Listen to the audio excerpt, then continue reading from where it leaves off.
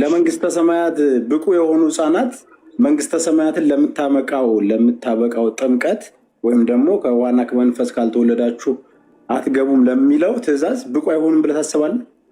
ውሸት ነው። አሁን የምታወራው ነገር ሁሉ ውሸት ነው። ምንም እውነት አንድም እውነት አልተናገረም። ይሄ መጽሐፍ ቅዱስ ቃል አይደለም። ለመንግስተ ሰማይ የሚያበቃ ጥምቀት ምንም የለም። አንደኛ ህፃናት መንግስተ ሰማይ ያልከው ህፃናት ወደ እኔ መጡ ዘንድ ያልከው ትክክል ነው። መጽሐፍ ቅዱስ ለዛ ነው ህፃናት ቢሞቱ ሳይጠመቁ ሲኦል አይገቡም የምልህ እኮ ለዛ ነው። ህፃናት ኢየሱስ መንግስተ ሰማይ እንደነዚህ ላሉት ናቸውና ብለዋል። ንጹህ ሪጀክት ማድረግ አይችሉም እነሱ። ስለዚህ ባልሰሙበትና ወንጌል ሪስፖንድ ማድረግ በማይችሉበት ሁኔታ እግዚአብሔር በእነሱ ላይ ሊፈርድ አይችልም። የማዳን መንገድ ለነሱ ያዘጋጃል እግዚአብሔር ብዬ አምናለሁ። መጽሐፍ ቅዱስ በግልጽ ስፔሲፊክ አድርጎ በዛ ጉዳይ ላይ ባይናገርም ማለት ነው። ስለዚህ ህፃናት ወደ እኔ ይመጡ ዘንድ የሚለውን አንተ ጥምቀት አድርገዋል። እዛ ጋር ጥምቀት የሚል ነገር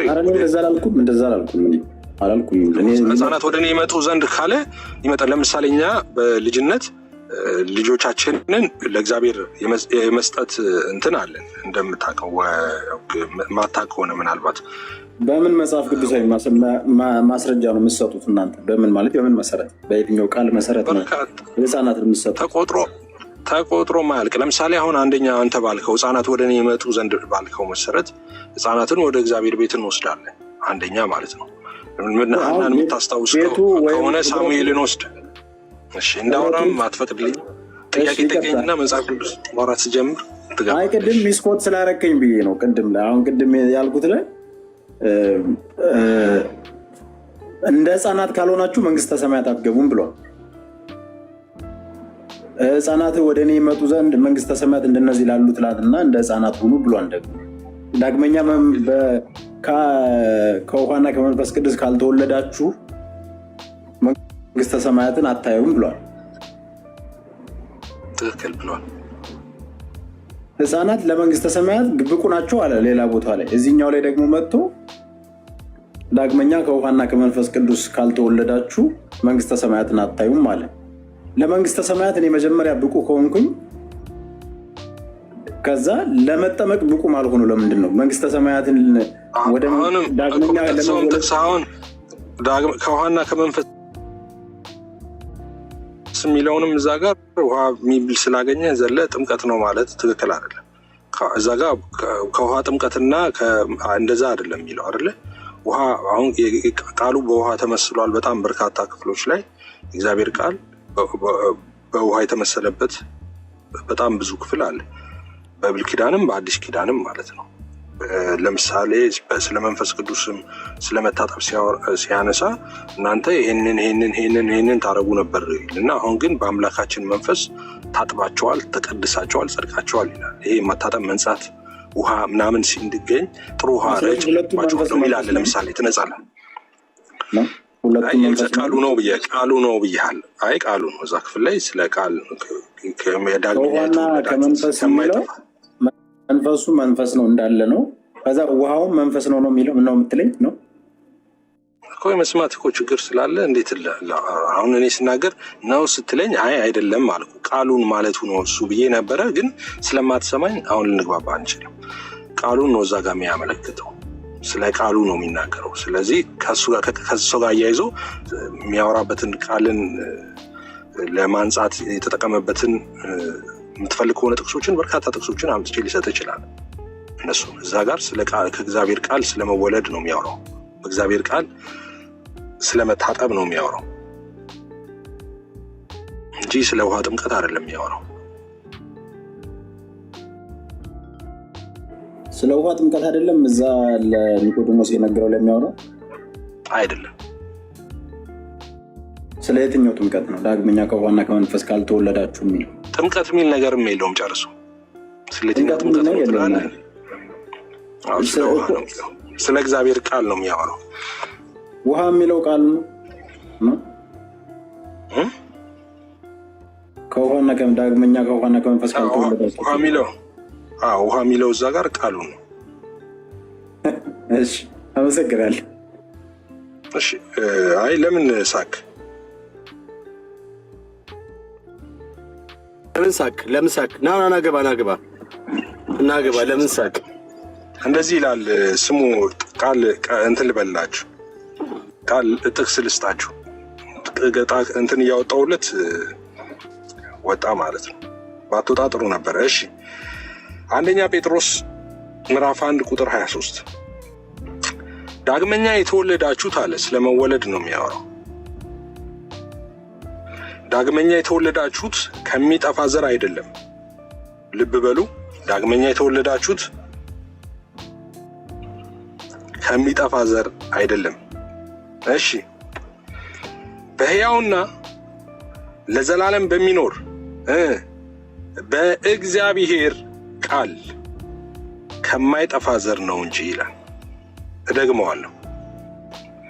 ዳግመኛ የተወለዳችሁት ከሚጠፋ ዘር አይደለም፣ በሕያውና ለዘላለም በሚኖር በእግዚአብሔር ቃል ከማይጠፋ ዘር ነው እንጂ ይላል። እዛ ጋር አሁን ከዋና ከመንፈስ ካልተወለደ በቀር የሚለው ይህንን ነው። እግዚአብሔር ቃል በተለያየ ስፍራ ላይ ከመወለድ ጋር፣ ከመንጻት ጋር፣ ከመታጠብ ጋር ተያይዞ ይነገራል። ልጨምርላችሁ። ዮሐንስ 15:3 ላይ እንደዚህ ይላል። እናንተ ከነገራቸው በኋላ እኔ የወይን ግንድ ነኝ፣ አባቴ ገበሬ ነው ምናምን የሚለውን ታውቃላችሁ፣ እናንተ ቅርንጫፎች ናቸው ያለን ምን ልታደርጉ? እሱን ከነገራቸው በኋላ እንደዚህ ይላል። ስለነገርኳችሁ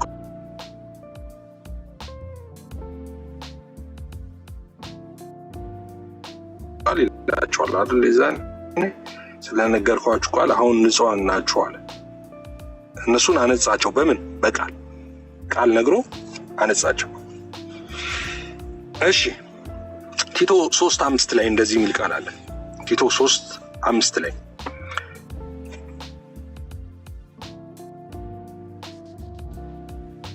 እንደ ምሕረቱ መጠን ለአዲስ ልደት በሚሆነው መታጠብና በመንፈስ ቅዱስ በመታደስ አዳንን እንጂ እኛ ስላደረግነው በጽድቅ ስለነበረው ስራ አይደለም። ምን? እንደ ምሕረቱ መጠን ለአዲስ ልደት በሚሆነው መታጠብ በመንፈስ ቅዱስ መታደስ አዳንን እንጂ ስላደረግነው በጽድቅ ስለነበረው አይደለም። ኦኬ። ስለዚህ ከውሃና ከመንፈስ ካልተጠመቃችሁ አይልም። ከውሃና ከመንፈስ ካልተወለዳችሁ ነው የሚለው። ከውሃና ከመንፈስ መወለድ ማለት በእግዚአብሔር ቃል ከማይጠፋ ዘር ዳግም መወለድ ማለት ነው። ውሃ የሚል ነገር በታየበት ቅጽበት ሁሉ ጥምቀት ነው ብሎ የውሃ ጥምቀት ነው ብሎ መውሰድ ትክክል አይደለም። ስለዚህ ሰው ይድናል። እንዴት ይድናል? በኢየሱስ ሲያምን ይድናል። ኢየሱስ ያድናል እንጂ ጥምቀት ያድናል የሚል ወንጌል የለንም እኛ። ኢየሱስ ያድናል ነው ወንጌሉ። አይ ጥምቀትም ኢየሱስም እንትና ቁርባንም ተባብረው ነው የሚያድኑት የሚባል ተረት የለም። ኢየሱስ ያድናል። የእግዚአብሔር ልጅ ኢየሱስ ያድናል። ምንም ድርሻ የላቸውም ለማዳን። እነሱ ኃይልም ስልጣንም የላቸው። የሚያድንም ህይወት በልጁ እንዳለ ነው የሚለው። ህይወት በጥምቀትና በቁርባን እንዳለ አይደለም የሚለው። የምትፈልገው ህይወት አይደለም እንዴ? ህይወትን የታስቀመጠው ልጁ ስር ከቶልሃል። በልጁ ነው ህይወት ያለው አለ። የመዳኛ መንገድ፣ ብቸኛ የመዳኛ መንገድ እግዚአብሔር ያዘጋጀው ልጁን ነው። ይህን በግልጽ ነግሯል። አንድ ልጁን እስኪሰጥ ድረስ ዓለምን እንዲወደደና አለ እንዲሁ ነው የወደደው አለ። በዓለም እንዲፈርድ አይደለም የላከው፣ ዓለም በእሱ እንዲድን ነው እንጂ አለና በእሱ የሚያምን ይድናል፣ በእርሱ የማያምን ግን በአንድ ልጁ ስላላመነ አሁን ተፈርዶበታል። ስለዚህ ያንን ለማዳን የተላከውን የእግዚአብሔር ልጅ ኢየሱስን እሱን ስትቀበል ትድናለህ። ለተቀበሉት በስሙ ለሚያምኑ ለእነሱ የእግዚአብሔር ልጆች የሆኑ ዘንድ ስልጣንን ሰጣቸው ይላል። በኢየሱስ የሚያምኑትን። ኦኬ። ስለዚህ ከኢየሱስ ጋር ከማመን ጋር ምንም የሚቀላቀል ነገር የለም።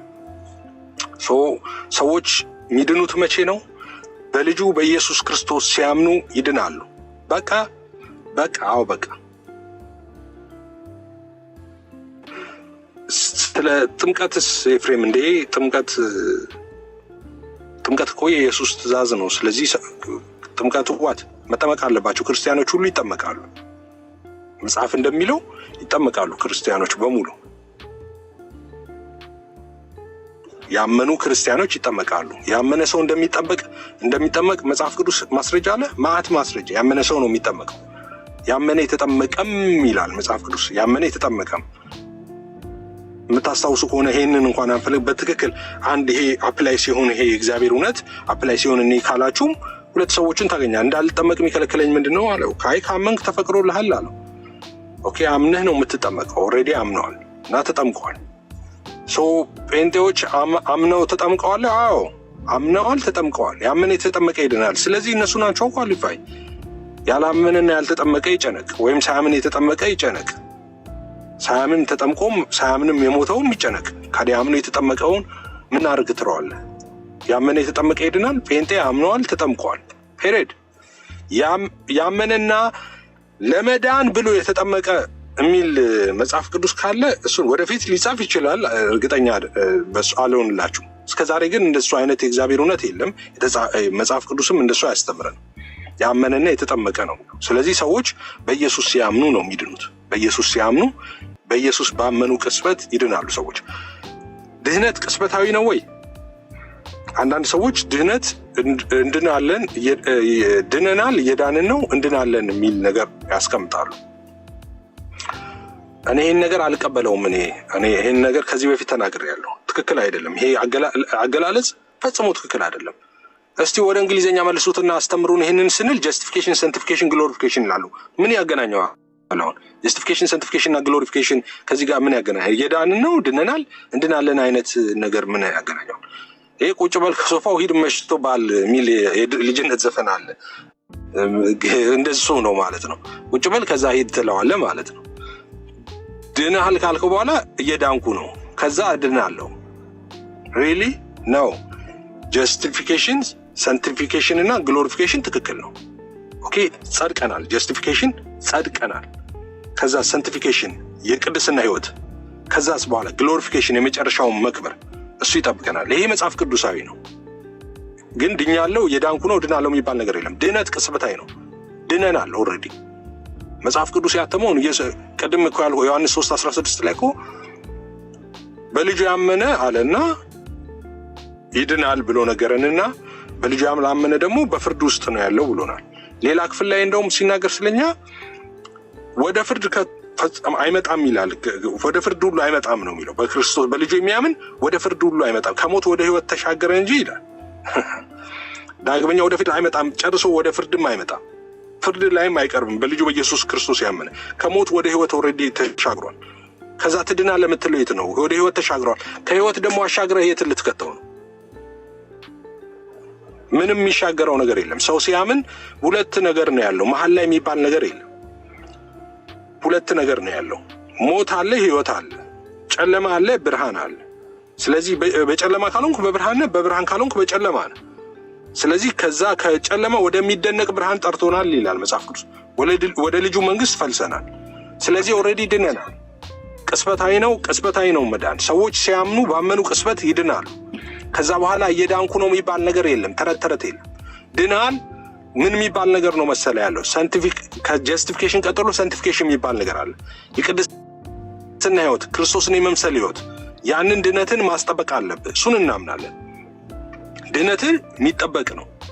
ኦኬ። መድኃንን ዕለት ዕለት ፈጽም የሚለው ቃል ሰዎች የሚረዱት መድኃንን ዕለት ዕለት ፈጽም ሲባል ዕለት መድኃንን ስራ ማለት ይመስላቸዋል። አይደለም። የተቀበልከውን ያን የእግዚአብሔር መድኃን፣ የእግዚአብሔር እውነት፣ እሱን አስጠብቅ ነው። ፈጽም ዕለት ዕለት ማለት ያንን አስጠብቀ ቀጥል ነው። እንዳትጥል። መጣል አለ፣ አዎ። መጥፋት አለ፣ አዎ። ሰዎች ካመኑ በኋላ ደህንነታቸውን ሊያጡ ይችላሉ። የተቀበሉትን ህይወት ሊጠሉ ይችላሉ፣ አዎ። ሲኦል ሊገቡ ይችላል። ድብና አድርገው ይገባሉ። የገቡም አሉ። ጌታን ተቀብለው ሰዎች አምነው ድነው ሊጠፉ ይችላሉ። እንዳይጠፉ ምን ማድረግ አለባቸው? በተቀበሉት እውነት ላይ መኖር አለባቸው። ሰዎች ያን የተቀበሉትን እውነት ይዘው መጠበቅ አለባቸው እስከ መጨረሻው። ጳውሎስ በሩጫ መስሎ ያንን ነገር ያስቀምጠዋል። ሩጫ ትራክ ውስጥ ነን። አዎ ትክክል ነው። ያ ሩጫ ትርካ ውስጥ ነን፣ እየሮጥን ነን ማለት ግን ወደ ፍጻሜው እየሄድን ነን ማለት ግን ያ የሳንቲፊኬሽን ክርስቶስን የመምለት የጽድቅ ህይወት ነው እንጂ እየዳንን ነው አይደለም። ድነናል እንጂ ያልዳንማ ጭራሽ የለውም። እዚህ እንትን ውስጥም የለም ሲጀመር ማለት ነው። ትራክ ውስጥም የለም። ስለዚህ እስከ መጨረሻው የተቀበልነውን ያንን እውነት ይዘን እስከ መጨረሻው ድረስ መሮጥ አለብን፣ መጨረስ አለብን። ኦኬ። ያ ጨርሶ የገባ አሁን ኤፍሬም ድንሃል ወይ? አዎ ድኛለሁ እንጂ ድኛለሁ እየዳንኩ ነው አሁን እድናለሁ አይደለም። ኤፍሬም ድንሃል፣ ድኛለሁ አሁን። ኤፍሬም እየዳንክ ነው፣ ውሸት። ኤፍሬም ትድናለህ፣ ውሸት። ወዴት ነው ምንድነው? ኦልሬዲ በቀኙ አስቀመጠን እያለ አይደል? ከሞት ወደ ተሻግራል፣ ወደ ፍርድ አትመጣም እያለኝ አይደል? ስሜ በሕይወት መዝገብ ላይ ተጽፏል እያለኝ አይደል? ስሜ ከሕይወት መዝገብ ላይ አልሰርዝም እያለኝ አይደል? እየዳንኩ ነው እድናለሁ ማለት ምን ማለት ነው? ውሸት ነው። ምንም ሰው ዝም ብለው የሚነግሯችሁ ወንጌል አይደለም ይሄ። በነገራችን ወንጌል ማያውቀው ምንም መጽሐፍ ቅዱስ ማያውቀው እውነት ነው። እየዳንኩ ነው እድናለሁ የሚለው ማለት ነው። ድኛለሁ፣ ያንን መዳኔን ግን አስጠብቃለሁ። ያንን መዳኔን ልጥል እችላለሁ? አዎ ልጥል እችላለሁ። ሰው እንዳልጥል ያንን መዳን ማስጠበቅ አለብኝ። ሰዎች በምን ይጥሉ? ያንን መዳን በምን? አንድ ጊዜ በክርስቶስ ኢየሱስ አምነው የዳኑ ሰዎች አይጠፋም የሚሉ ሰዎች አሉ። እኔ ደግሞ ይጠፋል ብዬ ነው ማምነው። የዳነ ያመነ ሰው ይጠፋል፣ መጽሐፍ ቅዱስም ይላል ማለት ነው። የጠፉም ሰዎች አሉ። በኋለኛው ዘመን አንዳንዶች ሃይማኖትን ይክዳሉ እኮ ይላል። ይክዳሉ ማለት ነው እምነትን ይጥላሉ እኮ ነው። የሚጥሉ አሉ፣ የሚከዱ አሉ ማለት ነው። እግዚአብሔር መንግስት ትወርሳለህ እንዴ? አትወርስም፣ ትጠፋለህ። የእግዚአብሔር መንግስት ልታይ አትችልም። የተቀበልከው እውነት ማስጠበቅ አለብህ። ስለዚህ ሰዎች በገቡበት ሊወጡ ይችላሉ። አምነው ድነዋል። ያን እምነት ጥለው ደግሞ ብዙ የጣሉም ሰዎች አሉ። መጽሐፍ ቅዱስ በግልጽ ይናገራል። ሰማይ ብርሃን ይበራለት ይላል። ከመንፈስ ቅዱስ ሁሉ ፓርቴክ አድርገው የነበሩ በኋላም የካዱትን ይላል። ሰው በኋላ የካዱ ናቸው ከእግዚአብሔር እውነት የወጡትን። ስለዚህ እንደነሱ አይነት ሰዎች እንዳሉ ይናገራል። እንደነሱ አይነት ሰዎች ህይወታቸውን የዘላለም ህይወትን ያጣሉ። መጽሐፍ ቅዱስ ምንም አያሻማም፣ በግልጽ ነው የሚያስቀምጠው። በሱ ብቻ አይደለም ደግሞ በመካድ ብቻ አይደለም። አንዳንድ ሰው ኃጢአት ምናምን ነው። ኃጢአት ደግሞ በኃጢአት በመኖርም ኃጢአት እየሰሩ በኃጢአት ልምምድ በመኖርም ይካዳል። መካድ በዛ ብቻ አይደለም፣ በኃጢአት ጭምር። ይሄንን ግልጽ ማድረግ ያስፈልጋል። በተደጋጋሚ ይናገራሉ፣ ተናግሬ ያለውም እኔ ማለት ነው። መጽሐፍ ቅዱሳዊ እውነት ነው የምነግራችሁ። እኔ ስለምወዳችሁ ነው፣ እውነቱን ነው የምነግራችሁ። በተቀበሉ ምናምን አንዳንድ ጊዜ እንደዚህ ስንል የህግ ሰባኪ የእንትን ሰባኪ ምናምን፣ የጸጋ ሰባኪ ማለት እንደ ልብ ትሆናለህ ማለት ነው እንዴ? አይደል? ጳውሎስ ራሱ ጸጋ እንዲበዛልኝ ብሎ የተናገረው ነገር አለ። እንደ ልብ መሆን ማለት አይደለም። እኔ የህግ ሰባኪ ለምን ገማላይ አትለኝም? እኔ ጉዳይ አይደለም። የእግዚአብሔር እውነት ግን እነግርሃለሁ ፊት ለፊት ማለት ነው።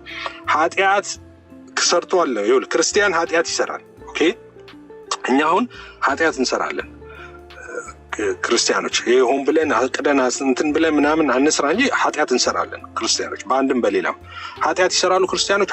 ኃጢአት ይሰራሉ። ኃጢአት ሲሰሩ ምንድን ነው የሚሆኑት? መጽሐፍ ቅዱስ ዮሐንስ አልነገረህም እንዴ? ልጆቼ ኃጢአት አትስሩ አለና፣ እሺ ማንም ኃጢአት ቢያደርግ ግን በአብ ዘንድ ጠበቃ አለን አለ፣ ተከራካሪ አለ። አየህ፣ ተላልፈ ለሞት እንዳትሰጥ። አየህ ምን ያህል ዋስትና በጣም ከባድ እንደሆነ በክርስቶስ ኢየሱስ አምነህ መዳንህ። ያ የዳንበት ጸጋ ራሱ ቲቶ ላይ ሲናገር ማዳን ብቻ አይደለም፣ አድኖ ሁሉ ቢታው አይደለም፣ ኃጢአትና ዓለማዊ ምኞትን የሚያስክድ ጭምር እንደሆነ ይናገራል። ስለዚህ ያ ጸጋ ዓለማዊ ምኞትና ኃጢአትን የሚያስክድ ጭምር ነው። በኃጢአት ላይ አቅምና ጉልበት እንድታገኝ የሚያደርግ ነው። ተላልፈ ደግሞ ብትወድቅ ራሱ በኃጢአት ብትወድቅ ከወደቅበት የሚያነሳህም ነው ደግሞ። ኦኬ፣ እንደገና ደግሞ ጠበቃ ተላልፈ እንዳትጎዳ ደግሞ ጠበቃ አለህ ይልሃል። በአብ ዘንድ ጠበቃ አለ፣ ስላንተም ይከራከራል። ልብ በሉ። ይሄ ክርስቶስን የመምሰል ህይወት እየኖሩ ክርስቶስን የመምሰል ህይወት ራሳቸውን እግዚአብሔር መምሰል እያስለመዱ ኦኬ የሚኖሩ ሰዎች እና የሚወድቁ ኃጢአት የሚሰሩ ሰዎችን ነው። በኃጢአት ጸንተው የሚኖሩትንስ መጽሐፍ ቅዱስ አመፀኞች እያለ የሚጠራቸው ማለት ነው። እነሱ ደግሞ ከዚህ የተለየ ነው። እንግዲህ በድካማችን ሊራራ የሚችል ሊቀ ካህን አይደለም እያለ የሚናገረው በድካምን ሊራራ የሚችል ነው እንጂ ያለው በአመፃ አይደለም። ያ ማለት ነው ሰዎች ኃጢአት እየሰሩ በክርስቶስ ኢየሱስ አምኜ ድኛለሁ ስለዚህ ብለው ኃጢአት እየሰሩ ንስሐ ሳይገቡና ኃጢአታቸውን ሳይተዉ በኃጢአታቸው ጸንተው ኖረው ቢሞቱ በስራቸው የካዱ ስለሆነ ሲኦል ነው የሚገቡት። እነዚህ ሰዎች እግዚአብሔርን መንግስት አያዩ። ልድገመው፣ ኃጢአት እየሰሩ በኃጢአት ህይወት ውስጥ እየኖሩ ንስሐ ሳይገቡ ቢኖሩ እንደዚህ የሚያደርጉት በስራቸው ይክዱታል ይላል መጽሐፍ ቅዱስ ስለ እነዚህ ሰዎች ሲናገር። ስለዚህ እነዚህ ሰዎች በስራቸው የካዱት ስለሆነ የእግዚአብሔርን መንግስት አያዩ። አሁን ይሄ ኃጢአት በሰሩ ክርስቲያኖች ላይና ኃጢአት በሚሰሩ ክርስቲያኖች ልብ በሉ። ሰው ኃጢአት ስለሰራ ክርስቲያን ሲኦል ይገባል አይደለም ትምህርቱ። አሁን ጆሮ ይፈልጋል። ይሄ አንዳንድ ሰው በተሸረፈ ጆሮ ነው የሚሰማው ማለት ነው። ጆሮ ይፈልጋል። በሙሉ ጆሮ መስፋት ያስፈልጋል። ይሄንን ማለት ነው። ክርስቲያኖች ኃጢአት ሲሰሩ ሲኦል ይገባሉ የሚል ትምህርት የለም። ኦኬ፣ ክርስቲያኖች ኃጢአት ሲሰሩ መንፈስ ቅዱስ ስለ ኃጢአታቸው ይክሳቸዋል፣ ንስሐ ይገባሉ። ከተነሱ የወደቁበትን አዋራ አራግፈው ህይወት ይቀጥላል። ጠበቃ አላቸው፣ ተከራካሪ አላቸው፣ ተሟጋች አላቸው፣ በጣም ዋስትና አላቸው፣ በጣም አስተማማኝ የሆነ ዋስትና አላቸው። ሰው ኃጢአት የሚሰሩ ክርስቲያኖች ሲኦል ይገባሉ የሚል አይደለም። ኃጢአትን ሆን ብሎ እየሰራ በዛ ኃጢአት ህይወት የሚኖር እና ንስሐ ማይገባ ከሆነ ግን በስራው ካደ ስለሆነ ፍጻሜው ለሰይጣንና ለመልእክተኞቹ ወደ ተዘጋጀ ነው ማለት ነው። በስራው ይክዱታል እንደዚህ ያሉት እያለ ይናገራል። ኦኬ በአፋቸው እንደሚያመልኩ ይናገራሉ ይልና ነገር ግን ለማይታዘዙ ለበጎም ነገር እንትን የማይሉ ስለሆኑ እንደዚህ ያሉት በስራቸው ይክዱታል ይላል መጽሐፍ ቅዱስ። በስራው ይካደው ነው እንደሱ አይነት ሰው እግዚአብሔር መንግስት ይወርሳል። እንደሱ አይነት ሰው አይወርስም፣ የእግዚአብሔር መንግስት አይወርስም። በነገራችን ላይ አሁን እንትኖችም አሉ። ለምሳሌ በእኛ በወንጌላውያን ዘንድ አሁን የነገርኳችሁ ይሄ ትምህርት እኔ የነገርኳችሁ ትምህርት እውነተኛና የእግዚአብሔር ቃል ነው። አሁን የነገርኳችሁ አሁን አንድ ሰው በኃጢአት ምክንያት አይሞትም፣ በኃጢአት ምክንያት ሲኦል አይገባም፣ የዘላለም ህይወቱን አያጣም ብለው የሚያስተምሩ ሰዎች አሉ። ልብ ብላችሁ ስሙ። እነዚህ ሰዎች እንደዚህ ብለው ራሱ የሚያምኑት ሰዎች እንደዚህ ብለው የሚያምኑት ሰዎች እና ጤነኞቹ ሰዎች እንደዚህ ብለው ነው የሚያምኑት። እንደዚህ ብለው አሁን እኔ ከነገርኳችሁ በተቃራኒ የሚያምኑት ራሱ ምን ብለው ያምናሉ?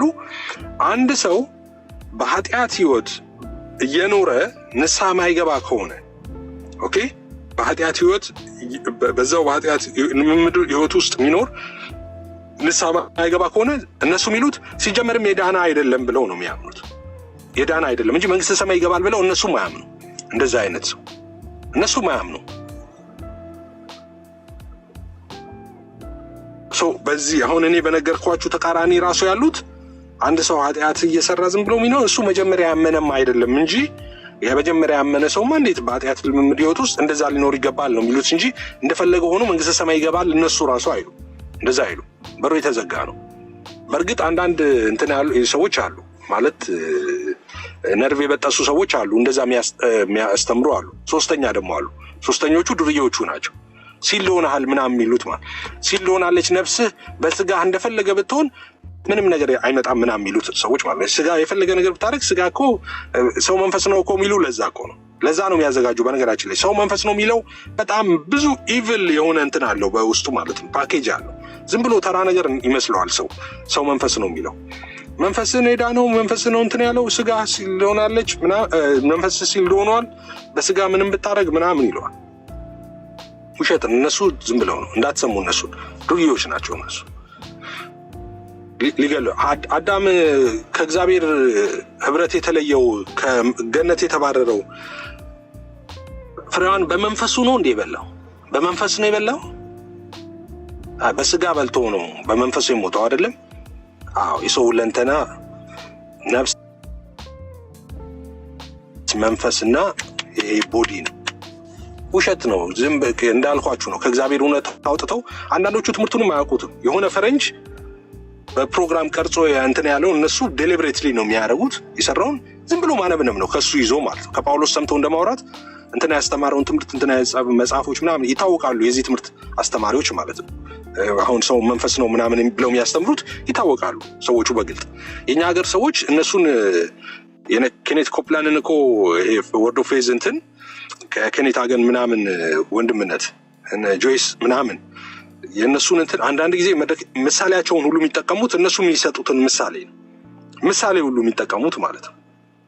እና እኔ እንደውም አንድ ጊዜ የሰማሁት የሆነ እንትን ብሎ ምሳሌ ተናግሮ ግን የሚፈልገውን ሀሳብ አልገለጠለትም እና መጽሐፉን ሁለተኛ እትም ነው ሶስተኛ እትም ላይ አሻሽሎት ትክክል አልነበረም።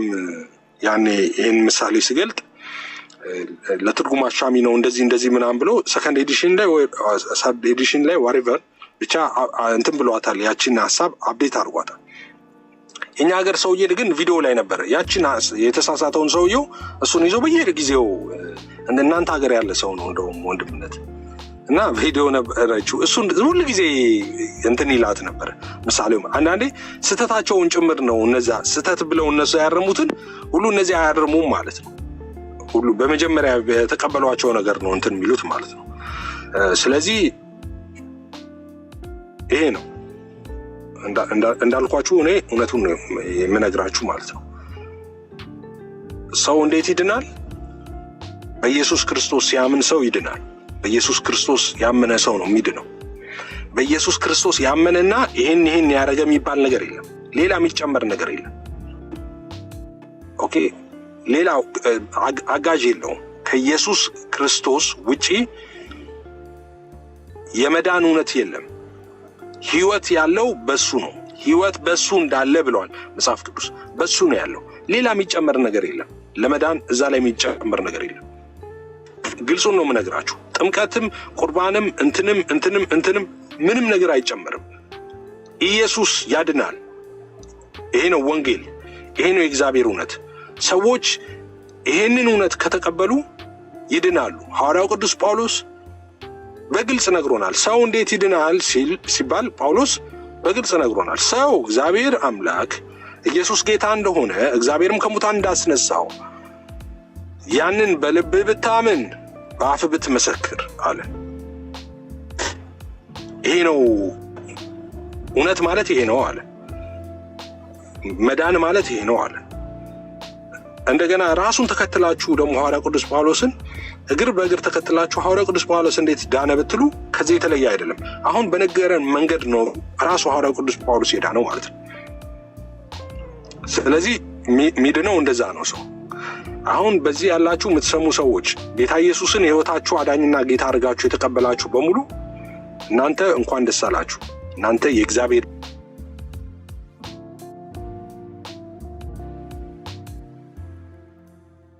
ልጆች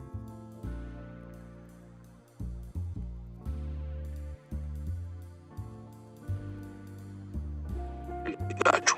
ምንም አይነት ደላላ አያስፈልግም። መሀል ላይ ደላላ የለውም እግዚአብሔር በፍጹም። መካከለኛ ነው ያለው። መካከለኛ ደግሞ ልጁን ነው ያደረገው። አንድ እግዚአብሔር አለና አለ። በእግዚአብሔርና በሰው መካከል ደግሞ አንድ አለ አለ። አንድ እሱም ሰው ነው አለና ስለ ኢየሱስ ክርስቶስ ነው አለ። አየህ፣ መካከል ላይ ያለውን 2 3 4 ካረግ 2 3 4 እግዚአብሔር ልታረግ ነው። አንድ እግዚአብሔር አለ ብሎ የጀመረው በምክንያት ነው። ኢየሱስ ክርስቶስ ፍጹም ሰው እንደመሆኑ ከሰው ውክልና አለው። ፍጹም አምላክ እንደመሆኑ ደግሞ ከመለኮት ውክልና አለው። ስለዚህ ለዛ ነው መካከለኛ የሆነው ማለት ነው። ኦኬ፣ መለኮትን ይወክላል፣ ሰውን ይወክላል። ሌላ መካከለኛ ሊሆን የሚችል ነገር የለም። ማንም አያስፈልጋችሁም። አሁን ይህንን የመዳን እውነት ለመቀበል ወይም ደግሞ የእግዚአብሔርን እውነት ለመቀበል ይህንን ህይወት ለመካፈል ማንም አያስፈልጋችሁም። እሱ ራሱ በቀጥታ ጠርቷል ወደ እናንተ። አንዳንድ ሰው አይ በእንትና በኩል ብሄድ ይላል። ለምንድን ነው በእንትና በኩል የምትሄደው ስትባል እኔ ኃጢአተኛ ስለሆንኩ እነሱ የተሻሉ ስለሆኑ ብሎ ያስባል። ይህ ስህተት ነው ከመሰረቱ። የተሻለ ጌታ እንጂ የተሻለ ሰውም የለም። የተሻለ የሚማልድ እንደሌለ ስላየ እኮ አለና የገዛ ክንዱ መድኃኒት አመጣለት አለ። በቃ ሰው እኮ ጠፍቶ እኮ ነው ሰው የሆነው እኮ እሱ። የጽድቅን ጥያቄ የሚመልስ ሰው ቢኖር ኖሮ አምላክ እኮ ሰው አይሆንም ነበር። አምላክ ሰው የሆነው የጽድቅን ጥያቄ የሚመልስ ሰው ስላልተገኘ ነው። ተፈልጎ አልተገኘም። የጽድቅን ጥያቄ የሚመልስ ሰው ስላልተገኘ አይ በቃ እኔ ሰው ሆኜ የጽድቅን ጥያቄ መልሼ ከጨለማ ወደ ብርሃን ከሞት ወደ ህይወት አመጣዋለሁ አለ። ሰው የተሻለ የሚባል ሰው ባሰብክ ጊዜ የዛኔ ነው የወደቀው። ሌላው ኢየሱስ መጣና እናንተ ጻድቃን፣ እናንተ ህይወታችሁ ሻል ያለ፣ እናንተ ትንሽ የተቀደሳችሁ እንደዛ ነው ያለው አይደለም። ኢየሱስ መጣና እናንተ ሸክማችሁ የከበደ አለ። ሸክም ያለባችሁ ብቻ አይደለም፣ እንደውም ሸክማችሁ የከበደ አለና ወደ እኔ ኑ አለ፣ እኔም አሳርፋችኋለሁ አለ። አየህ፣ ኢየሱስ ኃጢአተኞቹን ጠርቷል። ኃጢአተኞቹን ነው እናንተ ሸክማችሁ የከበደ አለና ወደ እንትና ሂዱ፣ እኔ ቅዱስ ጻድቅ ነኝ፣ በቀጥታ እኔ ጋር አትምጡ አይደለም ያለው። እናንተ ሸክማችሁ የከበደ አለና ኑ ወደ እኔ አለ። አየህ፣ ኑ ብሎ ወደ ራሱ ነው ኢንቫይት ያደረገን። ስለዚህ አሁን ኃጢአተኞች ወዴት ነው መሄድ ያለባቸው? ቀጥታ ወደ ኢየሱስ፣ ወደ ኃጢአተኛ ወዳጅ። በድካማችን ሊራራ የማይችል ሊቀ ካህን አይደለም እያለ መጽሐፍ ቅዱስ እንደሚናገር በድካማችን ሊራራ የሚችል እንደ ሰው በነገር ሁሉ ከኃጢአት በስተቀር የተፈተነ ይለዋል መጽሐፍ ቅዱስ። ድካማችን፣ ውድቀታችን፣ ሁሉ ነገራችን፣ አለመቻላችን፣ ሁሉ ነገር የሚገባው እኛን የሆነ በነገር ሁሉ ወንድሞቹን ሊመስል የተገባው የተባለው በነገር ሁሉ እኛን የሆነ የእኛን ሁኔታ ሊረዳ የሚችል አምላካችን ጌታችን መድኃኒታችን ኢየሱስ ክርስቶስ በቀጥታ ሕዝቡን ጠርቷል። መጥተው ሲጠይቁት ኢየሱስን ምን አላቸው? እነሱ ሻል ካሉ ሰዎች ጋር እንዲውል ነበር የፈለጉት። እንዴት ከነዚህ ጋር ይሆናል ሲል መጣና ኢየሱስ ምን አላቸው? እኔ መጣሁት አለ። እንግዲያውስ ቁርጡን ወቁ። እኔ መጣሁት ኃጢአተኞችን ወደ ጽድቅ ልጠራ እንጂ ጻድቃንን ልጠራ አይደለም የመጣሁት አለ። እና ለበሽተኞች ነው የመጣሁት፣ ጤነኞች መድኃኒት አያስፈልጋቸውም አለ። ሰው ኢየሱስ የመጣውም ሲጀመር ለበሽተኛ ነው፣ ለታመመ ነው።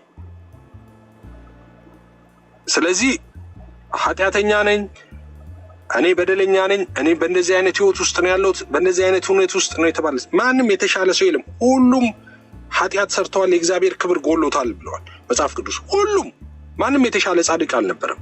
ማንም አንድ የተሻለው ጌታ ነው ያለው። እሱ ደግሞ የእኛን መልክ ይዞ ወጣ። ኦኬ የባሪያን መልክ የሚለው ልክ እኛን ሆኖ ድህረ ዓለም ከቅድስት ድንግል ማርያም ስጋና ደም ተካፍሎ ተወለደና የእኛን ኃጢአት በሱ ላይ ተሸክሞ ስለኛ ተከፈለ። እሱ የእሱን ጽድቅ ደግሞ ለእኛ እንዲቆጠር አደረገ። በሱ ጽድቅ እኛ ጻድቃን ተባለ። ሰው ምንም አይነት ህይወት ውስጥ ብትኖሩ፣ የፈለገ የወደቀ ህይወት ነው ያለኝ ብትሉ፣ የፈለገ ኃጢአተኛ ነኝ ብትሉ፣ የኢየሱስን ደም የሚበልጥ ኃጢአት ምድር ላይ አልተሰራም፣ ለዘላለምም አይሰራም። ስለዚህ የወደቀ ህይወት ውስጥ ብትኖሩ ወዴት ነው መሄድ ያለባችሁ? ድካማችሁ፣ ውድቀታችሁ ወደሚገባው ወደ አባታችሁ ሂዱ።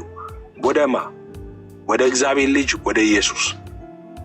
እሱ ኃጢአተኞችን እናንተ ሸክማችሁ የከበደ ኑ ወደ እኔ ላሳርፋችሁ ብሎ ጠርቷል። የመጣሁት ለኃጢአተኞች ነው ብሎ ተናግሯል። እሱ የመጣሁት ለበሽተኞች ነው፣ ጤነኞች መድኃኒት አያስፈልጋቸውም። እኔ መድኃኒት ነኝ፣ የመጣሁትም ለበሽተኞች ነው ብለዋል። ማንም አያስፈልጋችሁ። በእንትናም በኩል አትበሉ። በማንም በኩል ወደ እሱ ጋር መምጣት አትችሉ። ቀጥታ እሱ ጠርቷችኋል፣ ወደ እሱ ነው መምጣት ያለባችሁ። በሩ እኔ ነኝ አለ። ሌላ መግቢያ የለም። በሩ እኔ ነኝ። በእኔ የሚገባ ይድናል፣ ይገባል፣ ይወጣልም፣ መሰማሪያም ያገኛል አለ። ስለዚህ ወደዚህ በር ሰዎች ሁሉ ሊገቡ ይገባል። ህይወትን የሚወዱ ሁሉ ማለት ነው። ምንም መስፈርት የለውም። ይህንን አድርገህ አይደለም ወደ እግዚአብሔር የምትመጣው። አይ እኔ ኃጢአተኛ ነኝ፣ ይህንን ኃጢአት ቀንሼ ይህንን ኃጢአት እንትን ብዬ ይህን አሻሽዬ አይደለም። ኖ እሱ ኃጢአተኛ ነው የጠራው። ሲጀመር ኃጢአትህን ማራገፍ ከቻልክ አንተ በራስህማ ምን ያደርግልሃል? እሱ ኃጢአትን ማራገፍ የምትችል ከሆነማ እሱ ምንም አያደርግልህ። ኃጢአትን ማራገፍ ስላልቻልክ እኮ ነው እሱ ሰው የሆነው። ሰው ከኃጢአት ስርዓትም ይፈታ እሱ ነው እንጂ አንተ አይደለም። በአንተ አቅም የሚሆን ነገር አይደለም። ያንን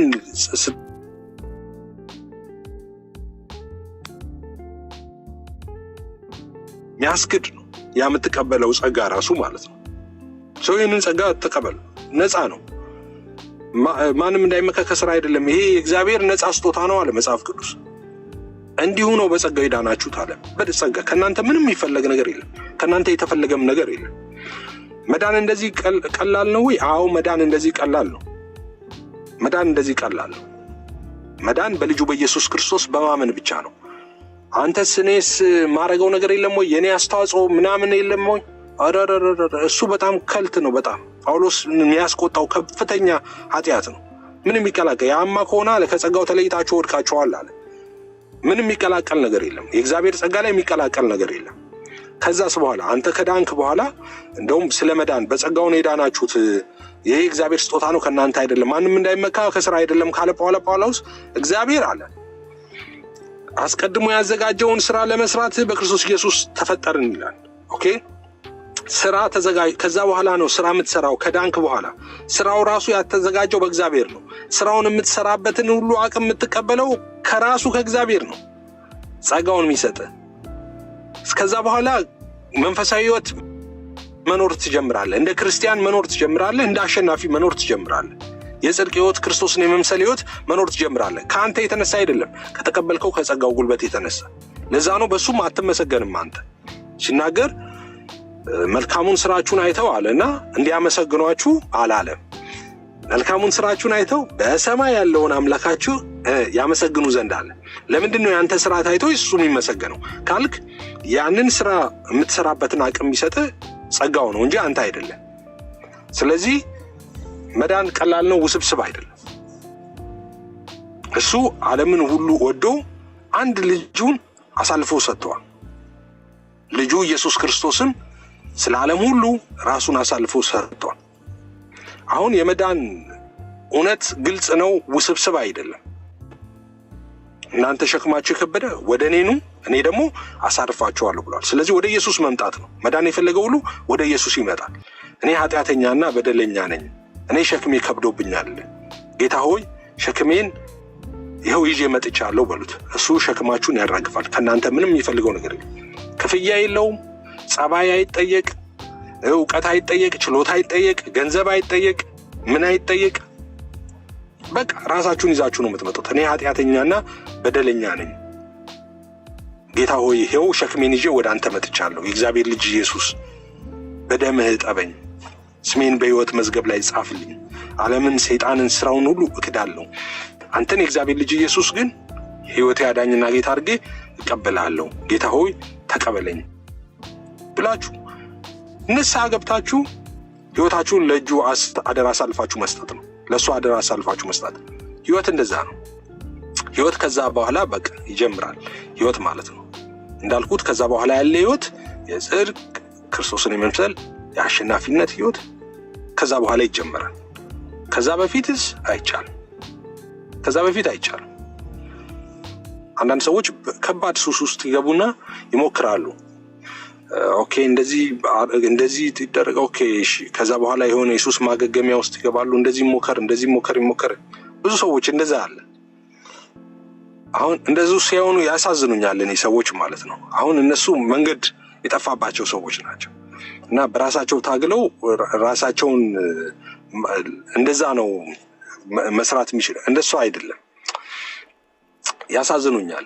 አሁን ሰይጣን ምንድን ነው ያደረገው? ይህም ብዬ ልጨርስ፣ ረጅም አወራሁ፣ ይቅርታ። ሰይጣን ምንድን ነው ያደረገው? አንድ ነገር ብቻ ነው ያደረገው። አሁን ሰውን የሰይጣንን ፍላጎት ታውቃላችሁ አይደል? የሰይጣንን ፍላጎት ማያውቅ ሰው የለም በዚህ በተሰበሰባችሁ። ሰይጣን ፍላጎቱ አንድ ነው። ሰይጣን ኦልሬዲ ቀን ተጠብቆለታል። ኦኬ፣ ለሰይጣን የተዘጋጀ አለ። ለሰይጣንና ለመልእክተኞቹ ወደ ተዘጋጀው ሂዱ ነው ሰዎች የተባሉት እንጂ እግዚአብሔር ገሃነም እሳትን ለሰዎች አልሰራም። ገሃነም እሳት የሚባል ነገር ለሰዎች አልተሰራም። ለዛ ነው ለሰይጣንና ለመልእክተኞቹ ወደ ተዘጋጀው ሂዱ የሚባለው። ለሰይጣን የተዘጋጀ ስፍራ አለ። ሰይጣን ሰዎችን ሁሉ ወደዛ ስፍራ ይዞ መውረድ ይፈልጋል። የሰይጣን ፍላጎት እሱ ነው።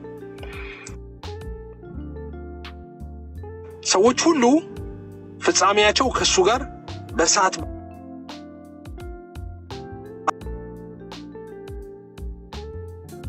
አንድ ነገር ብቻ ነው ያደርገው። ሰይጣን መዓት መንገድ ይዞ መጣና በተነው። መንገዱ አንድ ነበር። ከዛ መዓት መንገድ ይዞ መጣና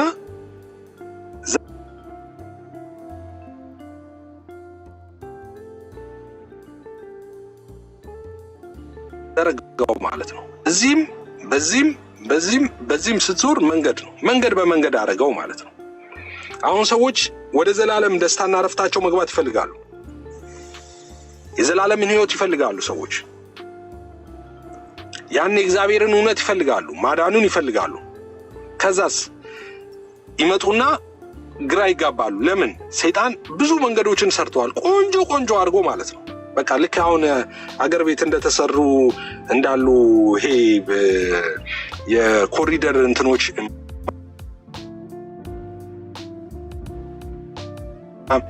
ልክ እንደዛ ማለት ነው። እና ሰዎች ይመጡና ያዩና ይሄ መንገድ ኦኬ፣ በዚህ መንገድ ብሄድ ወደ ዘላለም ሕይወት ወደ ዘላለም ደስታና ረፍቴ ይገባሉ ይላሉ። ዞር ሲሉ እዚህ ጋርም ደግሞ ሌላ መንገድ አለ፣ ይሄ መንገድ የሚያደርሰኛል ይላሉ።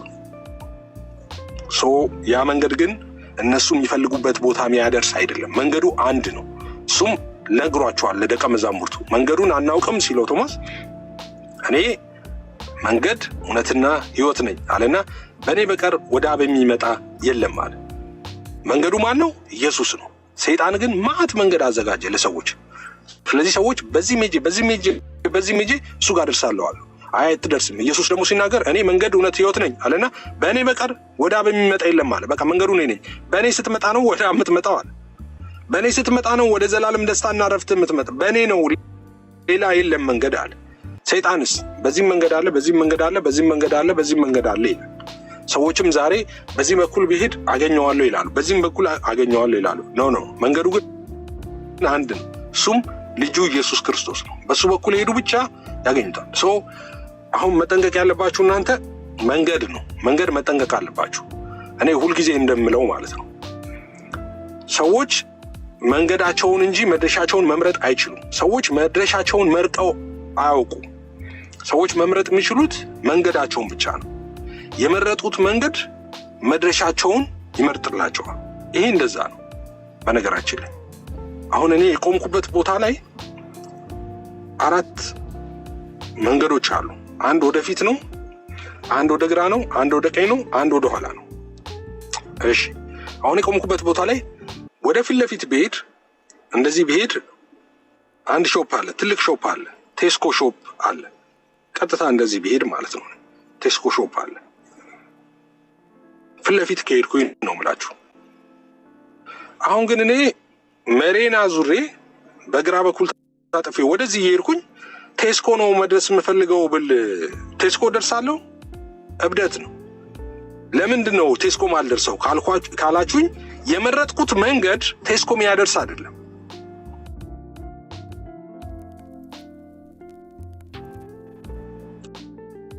ቴስኮ የሚያደርሰው መንገድ ይሄ ነው፣ የፊት ለፊቱ መንገድ ነው።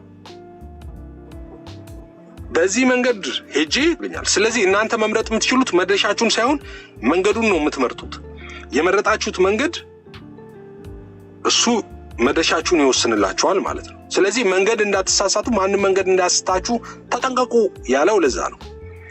መንገድ ከሳተ ሰው መድረሻውን ሳተ ማለት ነው።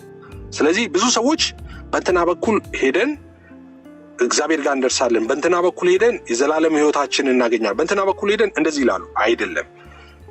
የዘላለም ሕይወታችሁን የምትቀበሉት የዘላለም ተስፋና ርስታችሁን የምትወርሱት አንድ መንገድ አለ። እሱን መንገድ ካገኛችሁ ነው።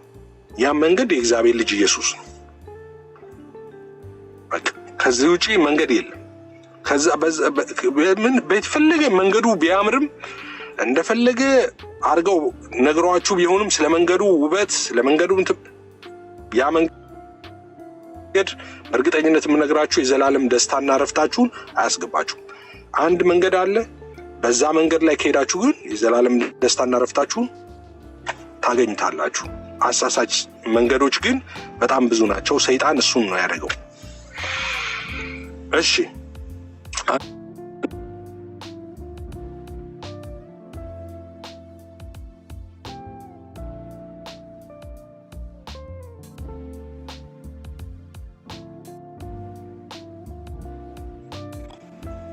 እና አትደርስም፣ እንደሱ አትደርስም።